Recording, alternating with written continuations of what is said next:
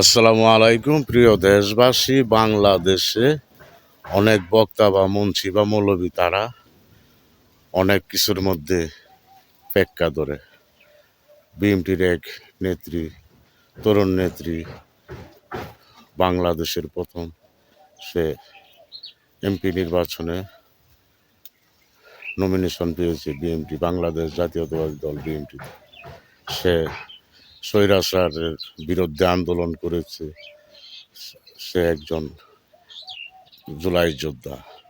সে বলেছে একটি কথা যে একটা পুরুষ 5টা বিয়ে করার সেই অনুমতি কে দিয়েছে? কোনো মহিলারা না, সেটা দিয়েছে আমাদের দয়াল নবীজি। কার জন্য দিয়েছে? পুরুষের জন্য। সেই পুরুষের হ্যাডাম থাকতে হবে, যোগ্যতা থাকতে হবে 4টা বউ চালানোর। এমন পুরুষ কয়টা আছে এখন বর্তমানে বিশ্বের মেঝে? আমি মনে হয় দেখি না কয়েকটি থাকতে। বাংলাদেশে তেমন নাই সেই পুরুষ 4টা বউ রাখার জন্য। সেই আল্লাহর তরফ থেকে তার উপর রহমত থাকতে হবে মেয়েদেরকে রাখার জন্য। এখন বর্তমানে বাংলাদেশে একটা পুরুষ একটা মেয়েকে রাখার মতন মনে হয় নাই। মেয়েরা যদি তারা ধৈর্য ধরে না থাকে, এখন যারা বক্তব্য দিচ্ছে বড় বড় বক্তব্য যে এই এই মেয়ের জন্য বিএনপিকে নির্বাচনে পাশ করার জন্য যেতে পারবে না সংসদে, এসব কথা বলছো না।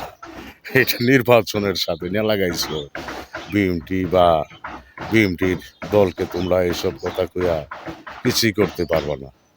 এখনো সময় আছে। যারা এসব এসব বদলাম ছড়াচ্ছ বিএনপির বিরুদ্ধে, সাবধান হয়ে যাও। বিএনপি বাংলাদেশ জাতীয়তাবাদী দল, মুক্তিযোদ্ধার দল। বিএনপি হলো শহীদ প্রেসিডেন্ট জিয়াউর রহমানের দল। সেই দলকে চ্যালেঞ্জ করার মতন বাংলাদেশে নাই। তোমরা যেসব কথা বলো, যে জামাতরা যেই সব কথা বলে, সব বেদাত কথা বলে জামাতিরা, তাদেরকে তাদের বিরুদ্ধে তোমরা মাঠে নামো না কেন?